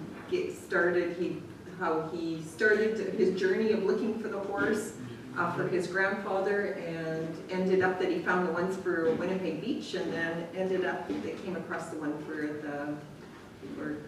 the Grand Beach one. So he ended up donating that to it, but they told us the big process of the redoing the horse and just getting all the information out, people that sent in pictures, and they unveiled it in the Heritage Wing there. So it was, I'm glad the three of us went. We also had a tour of the Grand Marais Central. You guys heard his story. Did they have a photo of the Grand Marais, in quotation, the Grand Marais one? How do they know what they were? Did they have a photo of the Grand Marais one as opposed, and it was different than the Winnipeg Beach one? I believe Yeah, so. they're marked a Oh, certain okay. way that they're all documented and Okay. whatever, all these horse heads. Okay, I was wondering, A like, lot of them come Sorry, up from the Sandra. US. Yeah, no, that's Yeah. good, thank you. so that's how they knew it was the Grand Beach one and not a Winnipeg Beach Yeah. one? Okay, Because the one that they found originally was the Winnipeg Beach one. got it. That his dad didn't want that one, and then the people that ended up getting the Winnipeg Beach one, wanted a Winnipeg Beach one, they had the Grand Beach one, that's how he found it. Was, he was out in Calgary looking when he'd go on business trips too, so. All over the United States they Yeah. are too, yeah. Pretty, Yeah. go ahead, Scott. So what's the name of the Winnipeg Beach one, Brunette? Maybe Dagwood. I don't know. Don't know. They haven't, I don't even know, that one's up in Calgary, so I don't know how, we didn't hear about them restoring our Blondie ones. is actually a male, Oh. not a female. That's right. Yeah, even though that's right. We have verification from For beer. Council Sutherland. The gilding. From the dad and the husband? And on June 22nd, on Sunday, the mayor and myself attended a fashion show at we were invited by Red River Dark Tourism. We attended a fashion show at East Beaches Resource Center. The funds go to the center, and what they've been using the funds for lately is for transportation of the seniors. They are just also announced there that they're going to have an extra day for Grand Marais because they've had such a demand there for people going to appointments or going for groceries, wherever that they're going. Their main thing there that they announced is like to keep the seniors in their homes, so they're doing whatever they can as a resource center. The fashion show was put on by Cabin 46, which is one of the clothing stores up there, and Packers. They had 2 days of it, 200 people each day, sell out both days. And I tell you, lots of volunteers there, and everybody just knew their job, and that's the first time that we've attended, but Red River North Tourism thought that it would be such a great opportunity to get the garden tour, that there would be lots of people there that would be interested in possibly attending the garden tours that we have down in our three areas. So, and that's it. Okay, thank you, Sandra. Dave? Thank you. Yeah, June 21st, I attended the 2 events, Highland Gathering and the Blondie Carousel. And Councillor Strain and Councillor Corbus. And you pretty well covered it all. He was the chauffeur for us. Yeah, He actually kidnapped us and took us in the vehicle because Yes. he didn't want to go alone, but we're glad that we went. yeah. Well, it was all that's right. Dave's idea to Yeah. go to the thing. He's taking Yeah, right. credit for it after. I wasn't going to. The truth is, but you might as well come with me. I'm glad I went. And so that's, everything was covered in that, so there's no redeeming anything. And that's all that I attended, those 2 events on Saturday. 21st, same for me, it's Dave and Sandra. We did take a ride down the road. Well, yeah, they did tour me around to some of the roads. What was that road called? What? I think I know which one, Councilor, Yeah. that's fine. We did take a ride on that. Did you show the Ward 1 councillor the road? Yeah. Okay. I asked them, have they been watching murder mystery shows? Yeah, they, Because I said, where are you We were back going in the here? bush. I said, a couple of threats were made to Sandra from Dave Corbus, so at the meetings, she's going to be on his side from now on, threatening her. It's good. I'm glad I was there, so Yeah, friend for life now. stop what could have Well, happened. I'm glad there wasn't one more council member we didn't remember the meeting. Okay, thank you. So moving along, Deepak, do you have anything? Yes, as you know, that I provide my CAO report in written format at the end of the month, and so what I have is a CAO report, and I'll go over the last meeting of the month. And so, in this, the first item, and I had received a call about it, and I'll get more information about it later this afternoon. In St. Clements Activity Center, the project has experienced some delays. I've been in contact with the contractor, and we are addressing some of those issues. And as mentioned last month, we have to adjust the grand opening, and we will be. We're just looking for some confirmation, because from what our project manager and staff are noticing is that it doesn't seem to be as close to finish as possible. And talking with the contractor yesterday, he informed me that he was going to go on site today to verify and make sure, and then we were going to address. I've been very clear to them that any further delays will be some penalty clauses as per the contract. And so he was calling me earlier, and I'll double check with him. The project does continue to be below budget from what we had originally anticipated, and we are looking at adding in some additional scope to the project, which were some further lighting and fixing up of the overall parking lot, and maybe even possibly asphalting the parking lot if we had enough funding available, along with some landscaping work, and the contractor has offered to do that work. Obviously, that will be dependent on our satisfactory conclusion to these discussions. Can I ask a question? Sure. So if we have money left over and we want to spend that money on the parking lot there, do we have to give it to that person who's doing that contract? We can get somebody else to do the asphalt? If we wanted to, yes. Thank you. When you were talking, you said you were talking to the company doing the project. Are you talking to the owners or the site manager? The project manager. Okay. The person responsible that isn't necessarily on site. Okay. Are we opening this year? Definitely. Just ask the blunt question, right? No, there's no problem with it. If we don't open this year, the contractor is probably going to have enough penalty clauses that they won't. Maybe we could build another one? No. Yeah. So, on that, in conjunction with that, it's not in my report, is that the Donald Street will be starting this week or next week, the paving of which. And so we've put the notices up on our website, and we'll be letting council and everybody know. The Donald Road asphalting work will be starting this week, and then they'll move on to the other ones.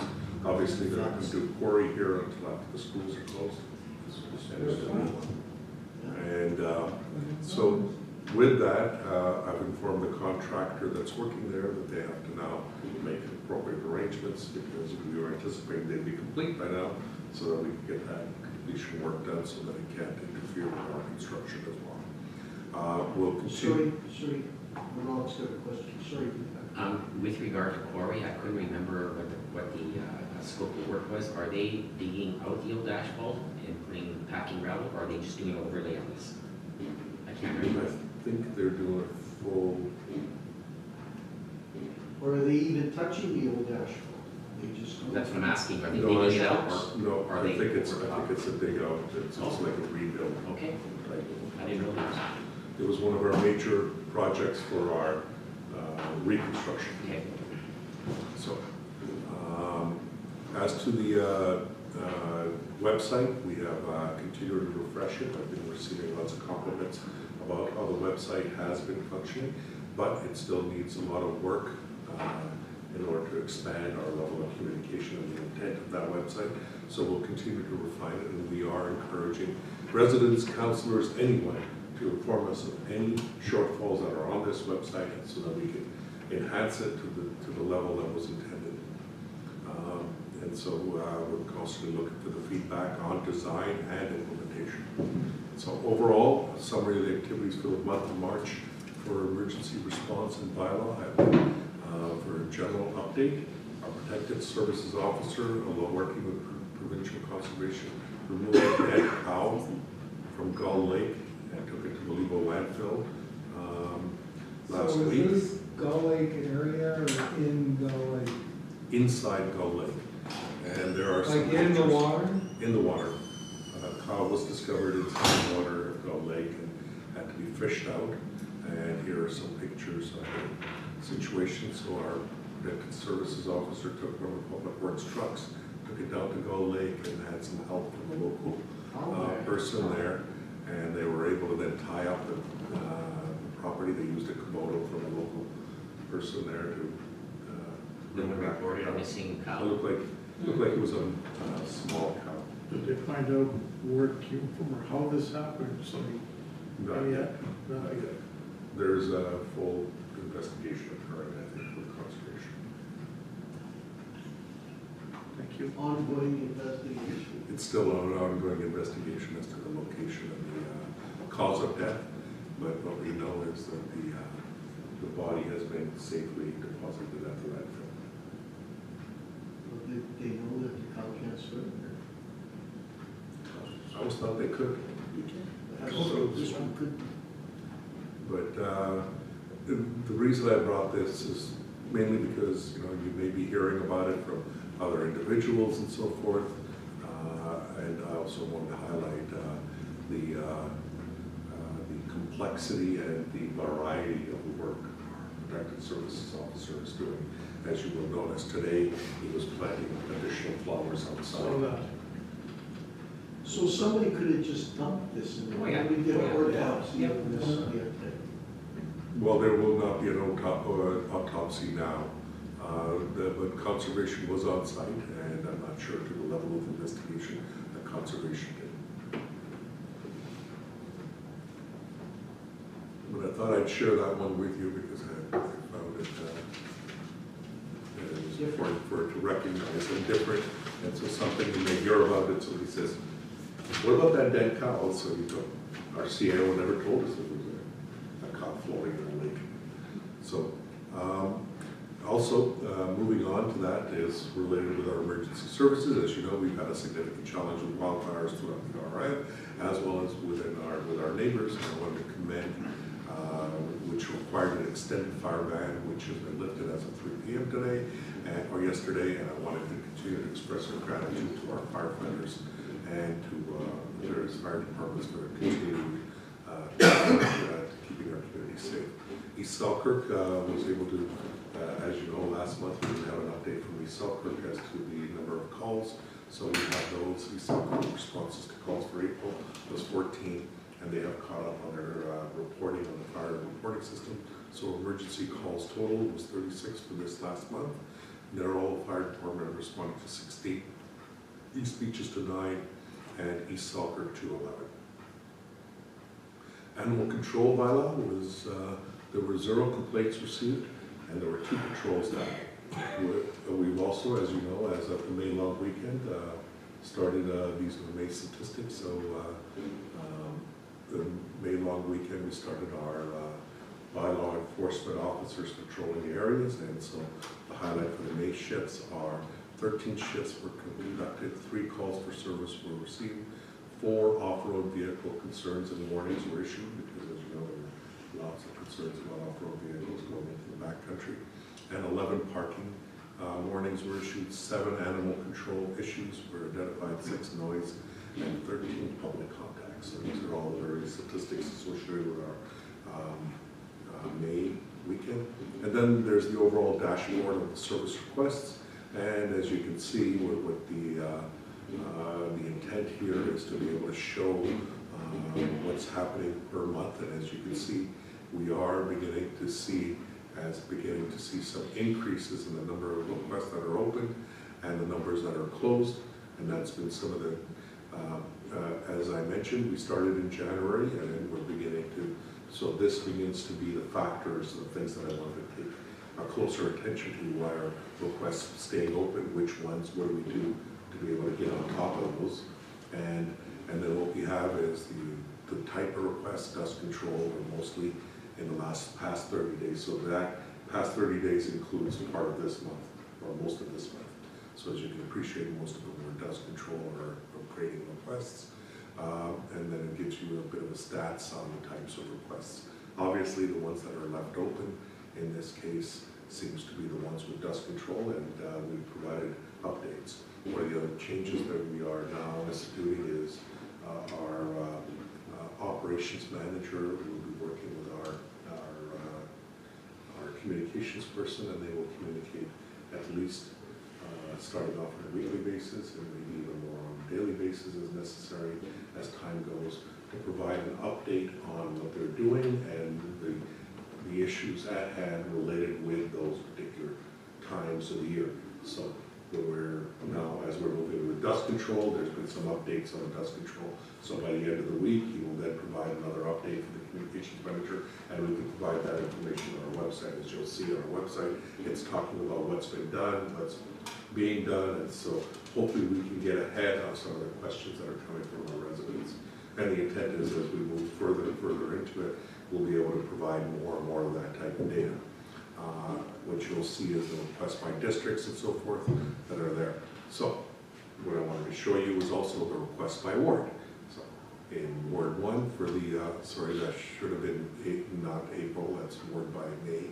I'll update that on my website on the document, so that's for May. We have 58 requests out of Ward 1 and 180 requests out of Ward 2. And the majority of the requests out of Ward 2 were closed, but there are still a large amount that are open. And as you saw, they're most likely related with those specific individuals. So I assumed that if I shared these types of generic numbers, council would be interested in what type of requests. So that has been provided as part of this report this month, which is service requests by ward. So what you'll see is 3 different sections. The first section, as I mentioned, doesn't have a district or a ward number. That is the requests that council makes that are directly related. So it's us, Heather, who's tracking the requests related to any type of projects or any type of decisions made out of council meetings, and we track those to which area has been receiving, or whether it was sent to the legal landfill, planning, or finance, or recreation, and then we make sure that those requests are processed as per our council resolutions. And then what we have is the Ward 1, and you'll see in Ward 1 where the total number of requests are on the right, and then you'll see how many have been closed, how many are in progress, how many are open. So Can you get a touch bigger, please? Oh, sure. Oh, that's okay, thank you. So what you'll see is, Thank you. so this is closed, in progress, open, on hold. Closed, in progress, open, on hold, and then hold. So what you'll see is there are closed, in progress, open, so there's 4 still open for dust control.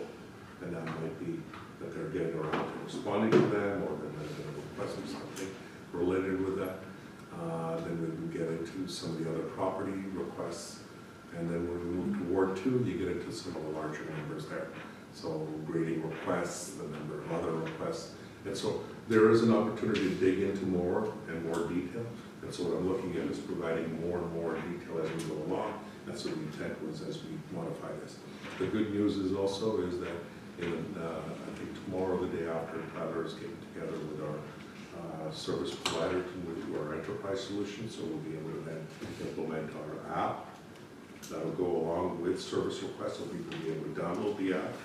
That'll give us an opportunity to also expand on this, because as we talked about, that there are other municipalities also interested, so there was discussion about this at FCM with the other municipalities of West St. Paul, East St. Paul, and St. Andrews, who also all want to participate in it. So what I'm asking Tyler to do is get the entire system up and ready and working through all these issues, and then what I plan to do is probably invite, set up a session with council and their councils, and most of them will be allowed to Zoom in if they'd like. And then what we'll do is do a demonstration of the product set and see how many of those actual municipalities are interested in going the same way as us. And that way we will have one sort of a 311 call system in the northern part, north of Winnipeg, for these 4 or 5 municipalities that also share Red River Planning as their product set. The intent is also to share with Red River Planning this entire set as part of the enterprise solution. We're anticipating that there would be a savings to all municipalities. I verified that at FCM with the company, and they said we are allowed to do this. We're double checking with the next meeting in the next few days, and then hopefully being able to implement that. And so this is the numbers that are related with this. As you can see, there are some just one-offs, 2 requests related with parking and so forth. So it'll give us an opportunity to see these and then start reporting on them, and hopefully with the enterprise solution, even individuals to be able to dive in a little bit deeper as we begin to make this information widely available on our website as well. Still getting calls on the Coney well.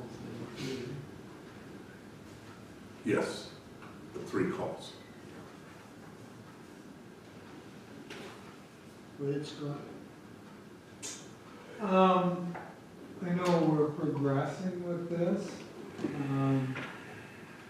Just an observation, like in Ward 1, it looks like 25% of the calls are miscellaneous or other. Now, may not be a big thing because some of them are already closed. But I guess further refinement will probably be able to categorize those better. Correct. If there are, a lot of the times it's just some sort of an odd question and so forth, but if there are becoming a lot of them, we'll be able to hopefully pull them out. And that's something we're learning as we're moving along with this. Do you still have a miscellaneous category too? Yeah? Those are the one-offs that you get like once every 2 months or 3 months or something like that? Miscellaneous can be anything from somebody just wanted to talk about, we don't have it categorized in our normal calls. So it's just somebody, sometimes, I want to speak with a bylaw officer. Or those kinds of requests are coming in, and we're just trying That to. would go into other problems. Yeah, floating cow. You didn't get the calendar? I did. I did. So what we'll do is, that's my update, Mr. Chair. Thank you for that. So Debbie, you want to do your? Yeah, if you are Can I take a finishing up break? the committee reports, Yeah. I will do mine, and then that'll get over and done with. Thank you. Okay, June 17th, we had our regular meeting. June the 18th, it was our regular RRPD meeting, and I'm sure Scott had some stuff to share on that a little bit maybe. 19th of June, I had the Capital Planning Region AGM and board meeting. The AGM was put on hold actually for clarification on procedure. And I guess the word around the table is most are feeling that the province should be at the table as they have created the new CPR with new rules and direction. They were looking for members to stay on the executive committee. Some of the members have chosen to depart. I said I would stay on the committee until we could kind of figure out where we're going, and I may end up leaving at some point in time, but for now I said I would stay. And then the board, or the staff, gave us presentations resetting the regional planning primer. And then there was a presentation by the finance company, by the auditor, to bring us up to date on our financials. June 21st, it was National Indigenous Peoples Day, and I know that quite a few of you were over here at the rec center. I thought the Indigenous Peoples Day was very good. I thought it was put on very well. I didn't realize that they were doing it as long as they have been. It's been over 25 years since they've been doing it, and it just seems to be growing every year. So this year there were the opening ceremonies and greetings from a number of dignitaries from all parties and many ministers from the Manitoba government and Indigenous government. And then they didn't wait, but he was put further down the agenda because James Bazan was here giving greetings, and then he came over there to give greetings, so he was busy that day. And there was all sorts of activities, and the day was full of fun activities and different activities and dancing for everyone. And there was also a maker's market, and there was some very, very nice Indigenous artwork and jewelry and all those sorts of things for sale by most of those. And June 22nd, I'm sure that Sandra reported on the East Beaches Social Scene Fashion Show. I thought it was a very nice event, so that was the first time I had ever been. And last night I was at the Lord Selkirk School Division Adult Learning Grad. So there were 21 graduates, and most were there with their family and friends. Greetings were brought from Minister Renee Cable, Minister of Advanced Education and Training, and the local mayors, and each student was presented with their diploma, and coffee and visiting followed. There were two students that got up and were kind of like the valedictorians. They kind of talked about how they got to where they are today. And one of the two students basically said when she started school and was growing up, she thought something was wrong with her, that she was totally stupid, that she just didn't get anything. And as it turned out, she did have a medical issue. Once they found that out and it was corrected, she's kind of not breezed through life, but she's a much better person and can get further in the world than she did before that. So that was very interesting. And that's all I have. Thank you. Heather, do you have anything? Yeah, I just wanted to give an update on the Liquor, Gaming, and Cannabis Oh, yes. Association. Last council meeting, we were talking about community event permits for liquor, and we did check with them. They have changed the rules now, so municipalities have no limit. So the only thing is we have to continue to provide the resolution and letter for community events, and then they'll issue the permit. So that's like over service. Any questions, Sandra? I know that was brought up at Grand Marais, Yeah. when we were up there, that they had, Unlimited alcohol events. yeah, because we said that we have to share it through the municipality, there are 4 little spots. We only got That's good to know. 4 originally. So Yeah. she asked if applying for that it could get, so the RN has to get the liquor permit still? Or? We just have to provide a Or we have to resolution. support it? Yeah. Okay, all right, thank you. Okay, so one other item that was identified to be added to the agenda, and we had missed it, was a request from Councillor Strang to talk about the Welcome to Artemis and Connect signs and what's the status of them. I did talk to Tyler after our last council meeting, and he said he's still waiting for approvals from the provincial province on locations of the type of signs, because we had changed our sign location. It looks like we're running into issues. We still haven't received any approvals. And as a side discussion with Councillor Strang, I think what I can do is, I think there's one sign that is a significant concern, because there's a big event happening that we want to make sure our sign's up. So what I'll do is I'll give instructions to Tyler to get that sign up as soon as possible, because we did have a sign on that location in the past, and so I don't feel that I need to get permission. And if the province Manitoba does give us, Ask for forgiveness. I will ask for forgiveness, and it's been recorded. All right, so that's it for that, and then we'll go, I guess we're gonna go into Cameron after this, and then Debbie can take over, right? Okay. Resolved, the council recess the regular meeting and go into in-camera to discuss legal and personnel issues, and further be it resolved that all matters discussed under remain confidential as per section 83(1)D of the municipal. Moved by